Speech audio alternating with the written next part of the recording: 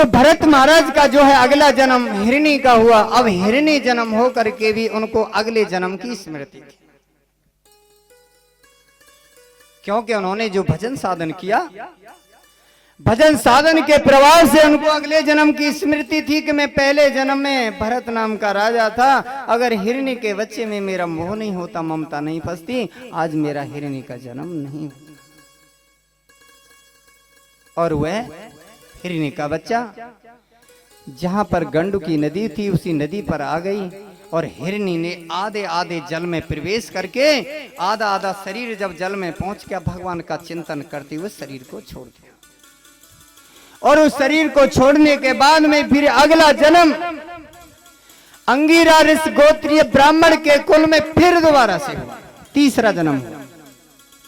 पहले भरत थे, दोबारा हिरणी का तिवारा फिर जन्म हुआ। लेकिन उनको तीसरे जन्म में भी इस बात की याद थी कि मैं पहले भरत नाम का राजा था, फिर हिरणी का जन्म मिला। अब मैं किसी से जीवन में बोलूंगा ही नहीं, मुख ही नहीं खोलूंगा जो संसार में फंसना पड़े। अब कोई बोले तो काईते बोले ही ना, बस अपनी मस्ती मस्त रहे, जो मिले खा लें, जो मिले पहन ले, मोटा छोटा उससे कोई हानि लाभ नहीं, मान अपमान से कोई हानि लाभ नहीं। अब इसलिए जब बोलते नहीं तो लोग उन्हें जड़ जड़ जड़ भरत के नाम से कहने लगे, उनका नाम हो गया जड़ भरत। बोले चाले ना तो आदमी कहा कह रहे जड़ है का जन, वही कहे वही जड़ भरत हो।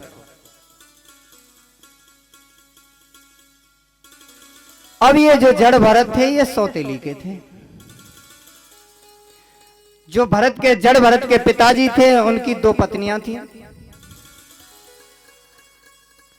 जो जड़ भरत जिनके थे वो बहन भाई दो एक साथ पैदा हुए। जो बहन भाई दो एक साथ पैदा हुए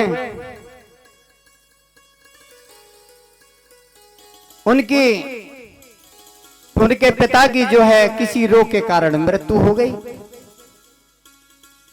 जो जड़ भरत की माता थी वो पति के साथ में सती हो गई और अपनी जो सौतेली बहन थी उसको इन बच्चों को दोनों को सौंप गई। इसलिए जो दोनों बच्चे सौतेली के कहलाए।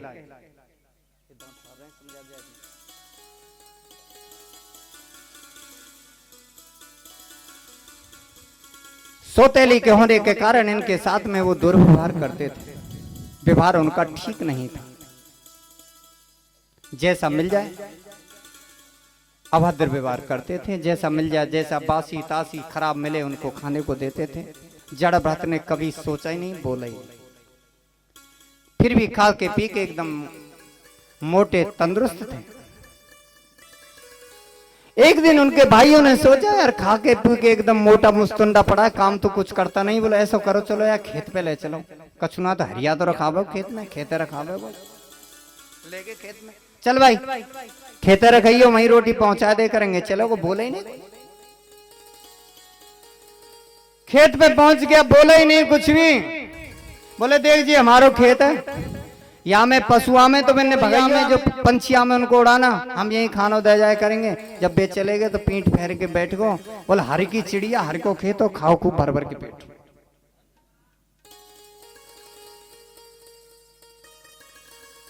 एक दिन हुआ क्या, अपने खेत पर हुआ बैठा हुआ था और वहां का एक डकैत था, चोर था, डाकू था, जिसका नाम था भृसलराज। और वो चोरी करने के लिए देवी के मंदिर में पहुंचा। हे देवी, यदि आज हमें एक बहुत बड़ी संपत्ति मिल जाए तो एक पुरुष की भेंट चढ़ा के तुम्हें चलेंगे।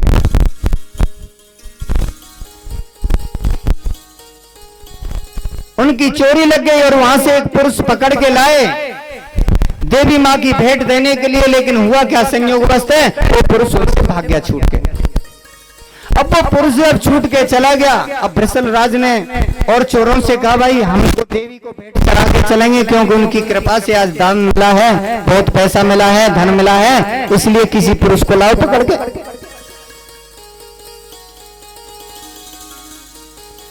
जब किसी को पुरुष को पकड़ के लाने के लिए कहा, अब वो जो चोर थे पुरुष खोजते फिरे, खोजते खोजते जो भरत महाराज जो मेड़ पे पड़े वही के पास पहुंच के बने आदमी मिल तो गो। आदमी मिल तो गया, बोले खड़ा हो जा। भरत महाराज खड़े हो गए, बोले नहीं कुछ, बोल चल पड़े। देवी के मंदिर पर पहुंच गए। जब देवी के मंदिर पर पहुंच गए, कहा कि महाराज पुरुष ले आए, भेंट चढ़ाओ। उस सरदार ने देखा कि इसको भेंट चढ़ाएंगे, देवी भेंट ग्रहण करेगी या न जाने कब का स्नान इसने किया है, पहले जल लेकर उसको स्नान कराओ और इसके लिए कुछ खाने के लिए तो लाओ। कम से कम भेंट भी चढ़ाई जाती है तो उसे खिला पिला के तो भेंट दी जाती है, चढ़ाई जाती है, कुछ खाने के लिए लाओ उसको। अब तो भरत महाराज को नवाने लगे। भरत महाराज तो ऐसे बैठे, कोई चिंता ना है, मैं सोचे भाई भगवान जी की लीला है, खूब नहा लो चकाचक, जैसे कबू सुखराम बाबा कह दें राम जी की कृपा थे।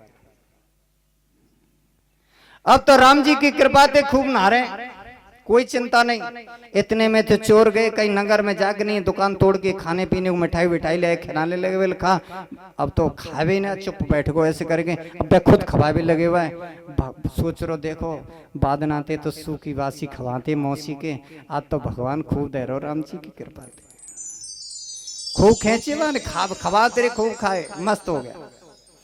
अब सरदार कहने लगा जाओ देवी की भेंट चढ़ा दो इसे। अब देवी की भेंट में ले गए। अब आपने देखा हो देवी के मंदिर में जो काठ की लकड़ियां सी लगी रहे ना सामने, अंदर ना जाए कोई आदमी। कहा इस पे सर रख ले, रख दिया सर ऐसे कर, बाका चिंता। एक चोर ने कही अच्छा तू गिनती कर, मैं भेंट चढ़ाऊंगा, इसका गला काटूंगा। तो कहा 1 2। अब जैसे ही 2 बोला तो देवी की मूर्ति हिली। अब जो गिनती के लोग, ओ देख देवी की मूर्ति हिली है, देवी साक्षात प्रकट होके भेंट लेगी। अब वो जो हाथ में तलवार लेगा, बोले गिनती तो बोल पहले कम से कम, बोले 1 2 और 3। और जैसी 3 बोले तो मूर्ति में से देवी प्रकट हो गई। अब तो वे बड़े खुश भये कि देवी साक्षात भेंट लेगी। देवी वहां से चल के आई, जो चोर के हाथ में तलवार लग रही थी खड़क उससे हाथ से खींच ली, और जो 4 चोर थे चारों चोरों को गला काट दिया। अब जो बाहर में जो सरदार था वो सोचने लगे जे भाई अंदर में कहूँ ऐसा तो ना है, माला को बंटवारा कर रहे हो, धोखा रहे हो, देख क्यों बड़ी दी है बैठे ही नहीं चढ़ाई इनने तो। और अंदर जैसी सरदार आया और एक ऐसे मारा, बस एक तलवार सरदार का भी गला काट के खड़क को फेंक दिया। और भरत महाराज से हाथ जोड़ के देवी ने कहा है ऋषिराज, भगवा वेश में आप ऐसे वेश में घूमते हैं, कोई पहचानता ही नहीं, मेरे आने में जो देरी हुई इसके लिए क्षमा करना, और आप यहाँ से जाइए, आपकी मर्जी स्वतंत्र है। बस बोले ही नहीं, हाँ कहीं न ना कहीं चल पड़े वहां से, फिर खेत पे आ बैठो। अब जब से जन्म लिया तब से जीवन में कभी मुख ही नहीं खोला, किसी से बोला ही नहीं कि संसार में दोबारा ना फंस जाओ, इसलिए तो जड़ हो गया वो। एक दिन हुआ क्या, सिंधु सौवीर देश के राजा थे रहुगढ़, और रहुगढ़ राजा पालकी में बैठ करके जा रहे थे। और जब पालकी में बैठ के जा रहे थे तो वहां पर जैसे ही कुछ नजदीक आए और वहां पर एक कहार हार गया। जब कहार हार गया, अब कहारों ने सरदार से कहा कि महाराज एक कहार हार गया है। बोले एक आदमी पकड़ के लाओ। बोलो राजा का आदेश है, और राजा का आदेश कौन टाल सकता है। अब वे गए, देखे सो खेत पे एक मोटो मुस्तंडो परो है, बन के आदमी तो मिल गो। देखियो आदमी के कौन है, देखो जाके नजदीक है, हाथ तो आदमी पर बड़ो मोटो ताजी है। बोले भैया पालकी को उठाओ, जाइए ले चलो, हमारे 3 न के बराबर तो अकेलो ही है। ले गए, ए खड़ा हो जा, चल पड़ा, चल दिया। जब पालकी के पास पहुंचे, बोले पालकी उठा, और उठा ली, कंधा पर रख ली, चल पड़ा। अब वे तीनों तो मिलके चल रहे थे। अब भरत महाराज तो नीचे देखते जा रहे, तो चैंटी आई सामने दबाने, आगे पैर धरो कहीं पैर के नीचे ना जाए, सुई पालकी हिल गई। राजा बोले मेरी पालकी हिल रही है। बोले महाराज नयो ये कहर लगायो आदमिया में, वो चलनो ना जाने, थोड़ा बाने हिला दिए, फिर आगे हली, फिर आगे हली। अब एक बार देखे तो कबो वो चैंटी घर सो बना ले, ज्यादा निकरिया में कहीं कहीं। भरत महाराज ने सोची लंबो पैर रखूं, देखी कि कहीं बीच में ना धड़ जाए, सो और पीछे पैर खींच लिए, सो राजा साहब लुढ़क गए होते हुए। राजा साहब बोले क्या डर नहीं है, मेरी पाल के लिए नहीं। बोले महाराज इसको अभी दंड देता हूं, मैं राजा हूं, इसको अभी बताता हूं किसका फल क्या, राजा की उल्लंघन का, आज्ञा का, मेरी आज्ञा का पालन नहीं करना। अब राजा ने ऐसे बोली, जो जिसने जीवन भर कभी मुख नहीं खोला वो आज मुख खोल रहा है। भरत महाराज ने कही, कौन राजा और कौन प्रजा, कौन दंड देने वाला है, कौन दंड पाने वाला है। साथ में ही पिसे हुए को पीसने से फायदा क्या है। साथ में ही, हे राजन, आपने कहा है कि मैं राजा हूं तो आप राजा हैं तो हम प्रजा हैं, कहो मैं आपकी क्या सेवा करूं, मैं सेवक हूं आपका, प्रजा हूं आपकी। जब ऐसे गंभीर सुर कहे, राजा ने कहा, हे सरकारो, जल्दी से मेरी डोली को नीचे उतारा जाए। डोली नीचे उतार ली और राजा हाथ जोड़ करके भरत महाराज के सामने खड़े हो गए। कहा, हे प्रभु, आप ऐसे भगवा वेश में कौन से ऋषि हैं, मुनि हैं, कौन से देवता इस वेश में आए हैं जो मैं आपका अपमान कर सका हूं। आपको पालकी में लगा दिया, मुझे अपना परिचय दें। जिसने जीवन भर कभी मुख नहीं खोला, आज अपना परिचय भी दे रहे हैं। अहम पुरा भरितो नाम राजा, विमुक्त दृष्टि सुत संग बंधो, आराधनम भगवत ही मानो, मृगो भवम मृग संगातार्थ। हे राजन, मैं पूर्व जन्म में भरत नाम का राजा था। एक मृग के बच्चे के साथ मोह ममता हो जाने के साथ में ही जाल में फंस करके मेरा दूसरा जन्म जो हिरनी का हुआ, और साथ में ही अब ये तीसरा जन्म मेरा ब्राह्मण कुल में हुआ है। लेकिन ना बोलने के कारण लोग मुझे जड़ भरत के नाम से पुकारते हैं। रहुगढ़ राजा ने कहा कि हे प्रभु, मैं आत्म जिज्ञासा के लिए कपिल मुनि के आश्रम में जा रहा था, इसलिए आप कुछ आत्म तत्व के मुझे उपदेश करें। भरत महाराज ने रहुगढ़ राजा को आत्म तत्व के अनेक उपदेश दिए, एक से एक अनेक उपदेश दिए। अनेक उपदेशों को सुनने के बाद में भरत महाराज से रहुगढ़ राजा ने कहा, हे महाराज, मेरी जो बुद्धि है बहुत मोटी है, जिसका मैं सार नहीं निकाल सकता जो आपने तत्व कहे हैं। लेकिन आप मुझे कोई इतिहास और कहानी के रूप में ऐसे मोटे तौर से समझाएं ताकि मेरे दिमाग में ठीक से बैठ जाए। तो एक बड़ी सुंदर बात कही। भरत महाराज ने कहा, देखो, एक व्यापारी था, व्यापारी, और व्यापारी व्यापार करने के लिए घर से चला। उसने छकड़े में कुछ खाने के लिए, कुछ रहने के लिए अपना साधन ले लिया और वो छकड़ा लेके चला।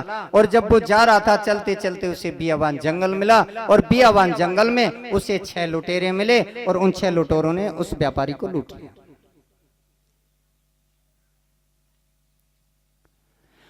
उसको इस प्रकार से लूटा कि उसका छकड़ा धनमाल तो लूट ही लिया, बल्कि उसके पास जो कपड़े थे उसके पूरे कपड़े भी उतार लिए, उसे निर्वस्त्र करके छोड़ दिया।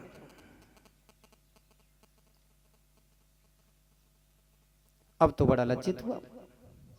उसने देखा भयंकर जो जंगल था, उस जंगल में भयंकर जानवर थी, माने कोई जानवर अगर आ जाएगा तो मुझे खा जाएगा, इसलिए पेड़ पे चढ़ गया और सोचने लगा, शरीर पर जब कोई कपड़ा ही नहीं है, निर्वस्त्र, इस अवस्था में, नग्न अवस्था में जाऊंगा, इसलिए जब रात्रि हो जाएगी तो मैं यहां से चला जाऊंगा। ये प्लान सोचा कि रात्रि जब हो जाएगी तो मैं चला जाऊंगा, और पेड़ पे बैठा। जंगल में कुछ ऐसे जानवर होते हैं जो दिन में चरते हैं, रात को छुप जाते हैं। कुछ ऐसे जो रात में चरते हैं, दिन में छुप जाते हैं। अब रात जैसी हुई तो और भयंकर भयंकर जानवर निकले, और डर के मारे पेड़ पे बैठे रहो, नीचे उतरो। और उसे 1 दिन हो गया, 2 दिन हो गए, 3 दिन हो गया, पेट में तो भूख लगने लगी। अब देखा कि बंदर और इत्यादि कूद रहे हैं, फलांग रहे हैं, फल फूल खा रहे हैं, और उसने भी कूदना, फलांगना, फल फूल खाना शुरू कर दिया। रहते रहते जंगलों के जानवरों के साथ में उनकी बोली सीख गया, उनके साथ रहने लगा, और समय के अनुसार उसकी जात की उसको एक पत्नी भी मिल गई, अब उसके साथ रहने लगा। एक दिन हुआ क्या, अपनी पत्नी के साथ में टहलते टहलते वन में जा रहा था तो पीछे से शेर ने दाड़ लगाई। जैसे ही पीछे से शेर ने दहाड़ लगाई और वो जान बचा के भागा कि शेर खा जाएगा। जैसी जरा सा चला उसे एक झेरा कुआं दिखाई दिया और झेरे कुएं में देखा कि झेर कुआं जो होता है ना, कच्चा कुआं, झेरा कुआं तो जानते हैं, जो कच्चा कुआं होता है जिसकी पार वाड़ कुछ नहीं रहती, टूट टाट के ऐसा हो जाता है, पेड़ पजामे के किनारे बड़े बड़े हो जाएं। उसने देखा उस झेरे कुएं के किनारे पर पेड़ दरकत हो गया था और जल्दी से उसने उसकी डाली पकड़ी और जैसी नीचे छलांग लगानी चाहिए तो नीचे कोई आदमी कूदे ऊपर से, तो नीचे देखा जरूर है कोई कांटो खोबरो कुछ है तो ना। जैसी उसने छलांग लगाने को नीचे कूदना चाहा, जब नीचे देखा उसने तो उसमें काला सांप खड़ा था, झेरे कुएं में काला सांप। उधर से शेर है जो दाड़ मार रहा है कि शेर ना खा जाए, और कुआं में कूदना चाहा डाली पकड़ के, तो नीचे उसमें सांप बैठा था, काला सांप। सोचा हराम, उसने डाली को कड़ा करके पकड़ लिया, अगर हाथ छूट गया तो मैं इसमें नीचे चला जाऊंगा, काल के गाल में चला जाऊंगा, सांप मुझे खा जाएगा। हुआ क्या, समय के संयोग से जिस डाली को पकड़ के वो लटका था, कूदा था, कूदना चाह रहा था, उस डाली में पहले से मार का छत्ता बैठा था। अब जैसी तो मार का छत्ता हला, वहां से डाली हली और वो मक्खियां उड़ी और पूरे शरीर में बदन में चुपट गई। अब तो ऐसे कर रहा, अब तो छुड़ा भी ना सके, अगर हाथ छोड़े तो नीचे जाएगा, वो सांप है, और अब क्या करे, अब तो ऐसे ही कर रहा बेचारा।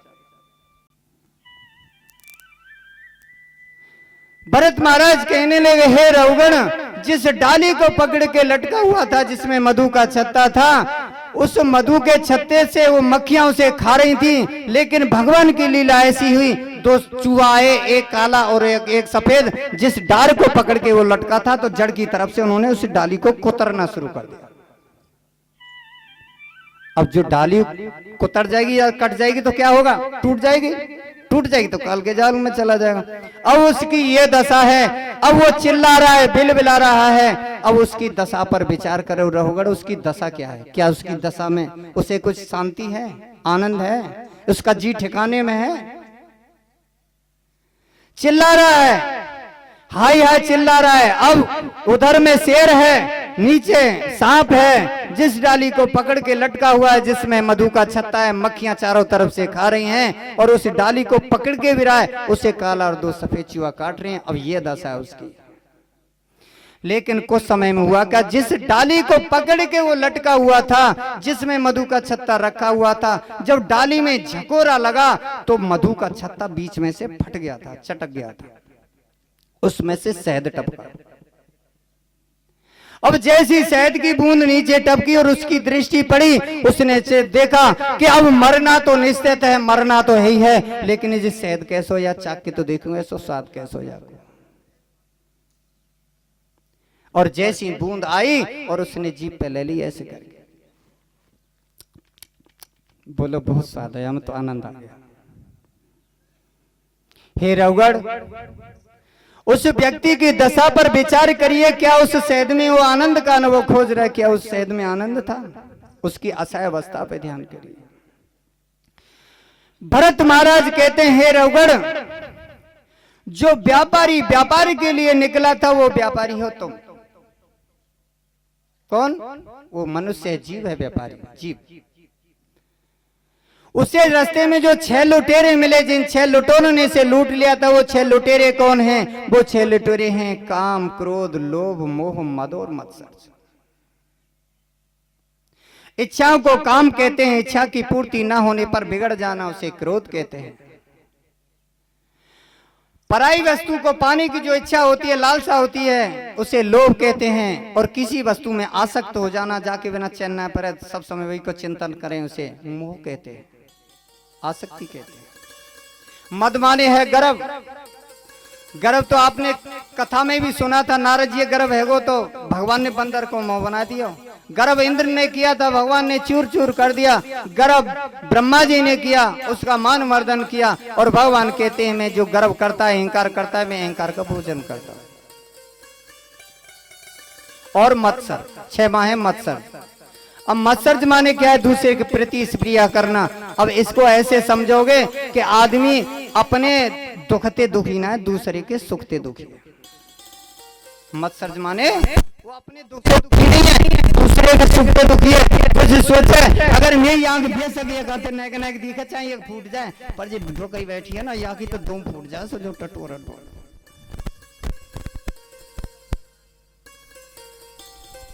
हे भगवान, मैं तो चाहिए एक टांग कट जाए तो मैं तो डंडा से चल लूंगा, पर ये ठोकर आ गई तो ठोकर कट जाए।